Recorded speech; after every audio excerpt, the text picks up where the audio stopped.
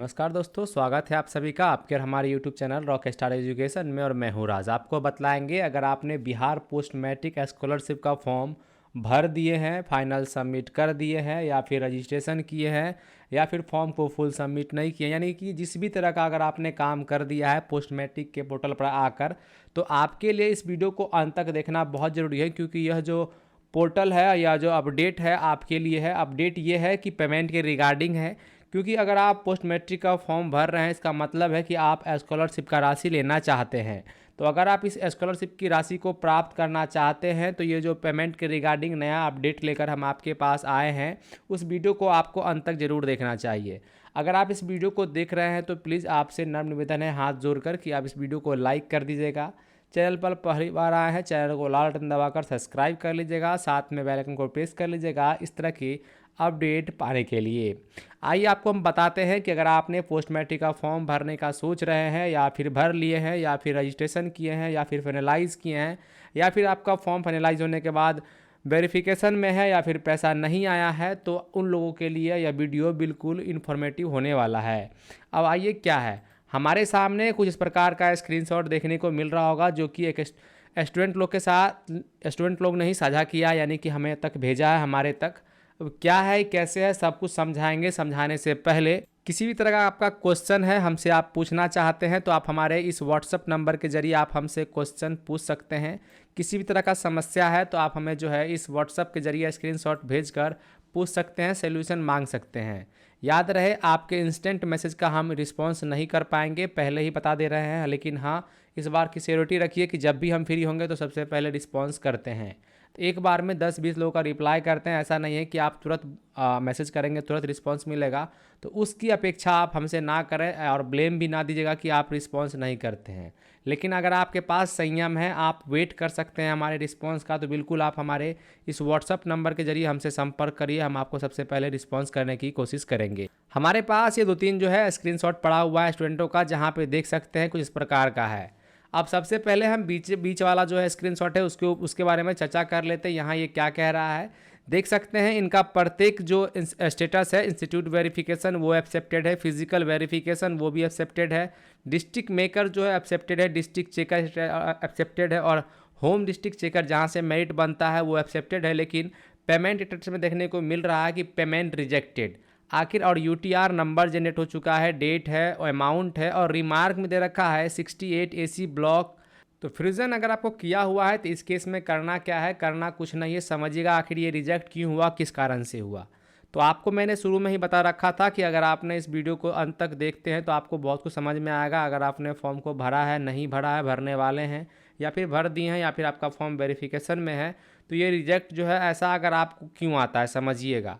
सबसे पहले अगर आप अपने जो भी अकाउंट को दिए हैं अपने इस पोस्ट मैट्रिक स्कॉलरशिप के फॉर्म में, तो वैसे विद्यार्थी सबसे पहले अपने अकाउंट को एक्टिव रखेंगे। एक्टिव का मतलब है कि वो चालू होना चाहिए, उससे पैसे जो है निकासी और जमा होना चाहिए, यानी कि वो चल रहा होना चाहिए। एक तो ये, दूसरी आपके बैंक अकाउंट में आधार कार्ड शेडिंग होना चाहिए। इस केस में क्या होगा कि आप जो है आपका खाता चालू रहेगा, आपका आधार सीडिंग रहेगा, तो आपका खाता अगर फ्रीज नहीं है या फिर ब्लॉक नहीं है, उस केस में आपका पेमेंट जो है रिजेक्ट जो जैसा ये हुआ है, ये केस देखने को नहीं मिलता है। दूसरा केस है, यहाँ पे देख सकते हैं पेमेंट अंडर प्रोसेस। अगर इस तरह का प्रोसीजर है तो इसका मतलब है आपको घबराने की ज़रूरत नहीं है। अगर आपका आधार से सीडिंग किया हुआ है, आपके बैंक का आपका जो बैंक अकाउंट है उसमें आधार सीडिंग किया हुआ है, तो आपको टेंशन नहीं लेना है, वही वो अंडर प्रोसेस में है। वो जैसे ही वेरीफाई होगा वो आपका पेमेंट आपके अकाउंट नंबर पे ट्रांसफ़र कर दी जाएगी।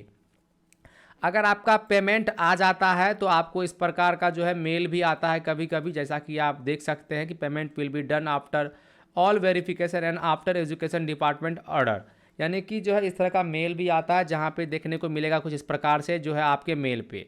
और भी सारे स्क्रीनशॉट हैं हमारे पास जो कि हम आपके साथ साझा करना चाहते हैं। एक स्क्रीनशॉट यहाँ पड़ा हुआ जैसा कि देख सकते हैं, जहाँ पे पेंडिंग क्लियरली बता रहा है कि स्टेटस पेंडिंग है पेमेंट वाले में। अगर पेंडिंग है या फिर कुछ और भी लिखा हुआ आ रहा है, जैसे कि कुछ इस प्रकार से मैंने दिखाया कि पेमेंट अंडर प्रोसेस, तो टेंशन नहीं, वो पेंडिंग वाला ही प्रोसेस ये लिखा था, आगे चलकर ये लिखाएगा, उसके बाद पेमेंट सक्सेस भी लिखाएगा, और आपको मेल भी आएगा। तो पेंडिंग है तो आपको घबराने की ज़रूरत नहीं है। घबराना उन्हीं लोगों का है जिनके बैंक अकाउंट जैसे कि बंद है, उन्होंने कभी लेन देन नहीं किया अपने खाता से और उसी खाता को अपने पोस्ट मैट्रिक के अकाउंट में जो है यानी कि पोस्ट मैट्रिक के फॉर्म में डाल दिया है, या फिर उसके बैंक अकाउंट में आधार कार्ड शेडिंग नहीं है, वैसे लोग को घबराने की ज़रूरत है। अन्यथा आपको घबराने की ज़रूरत नहीं है। चाहे वो पेंडिंग हो, चाहे पेमेंट अंडर प्रोसेस हो, उस केस में आपको बिल्कुल नहीं घबराना है। आपका पेमेंट आपके अकाउंट में आ जाएगा। तो हमारे पास देख सकते हैं इनका है एक जो है यहाँ पे, और नीचे वाले में देखने को मिल रहा है, देखिए इनका भी जो है अकाउंट ब्लॉक हो चुका है और फ्रीज हो चुका है। ऐसे केस में क्या है, ये वैसे लोग का ही होता है जिन लोगों का क्लियरली समझिए कि आपके बैंक अकाउंट में ही कुछ गड़बड़ है। जैसे कि आपने कभी लेन देन नहीं किया है, आपने मतलब 2 साल 3 साल बाद लेन देन किया, पोस्ट मैट्रिक यानी कि स्कॉलरशिप के चक्कर में आपने उस अकाउंट को डाल दिया। और देखिए इसके ऊपर पे भी ये लिखा हुआ आ रहा है, your bank account is rejected, reason में दिया है, so kindly update your bank details for payment proceed. और अगर आपका ये रिजेक्ट हो जाता है तो आपको घबराने की आवश्यकता नहीं है।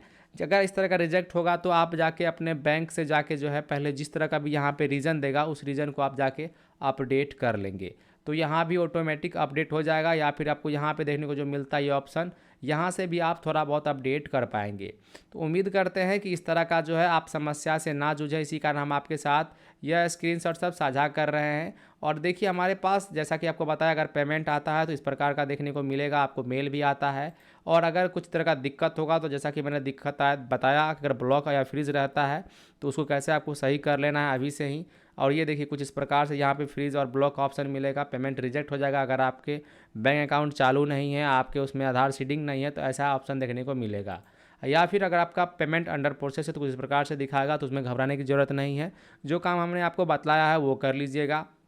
साथ में कुछ एक इस प्रकार का भी आता है, देख सकते हैं इनका चारों जगह से अप्रूव हो चुका है, लेकिन जो है होम डिस्ट्रिक्ट कमेटी जो है परमानेंटली इसको रिजेक्टेड कर दिया और रिमार्क में दिया है please upload valid fee receipt. तो फी रिसिप्ट सब आपको वही देना है जो आपके कॉलेज के द्वारा मोहर सिग्नेचर करके दिया गया है। ऐसा नहीं है कि खुद से फॉर्मेट बना लिए, क्योंकि बहुत सारा फॉर्मेट इंटरनेट पे ऑल अपलोडेड है, सबको डाउनलोड करके जाके क्या करते हैं खुद से आप भर के उसको अपलोड कर लेते हैं। वैसा गलती ना करें, अपने कॉलेज के द्वारा जनरेट किया गया फी स्ट्रक्चर बोनाफाइड को ही अपलोड करें। उस केस में इस तरह का जो परिस्थिति देखने को मिल रहा है ये देखने को नहीं मिलेगा। और तब उसी केस में आपको जो है पेमेंट जो है यहाँ पे जो पेंडिंग बता रहा है या फिर जिस भी तरह का इशू है वो क्लियर देखने को मिलेगा। उम्मीद करते हैं हमारा यह इन्फॉर्मेटिव वीडियो काफ़ी आपके लिए हेल्पफुल रहा होगा। इस तरह की अपडेट, इस तरह की जानकारी पाने के लिए बने रहें। मिलते हैं अगली वीडियो में, तब तक के लिए धन्यवाद।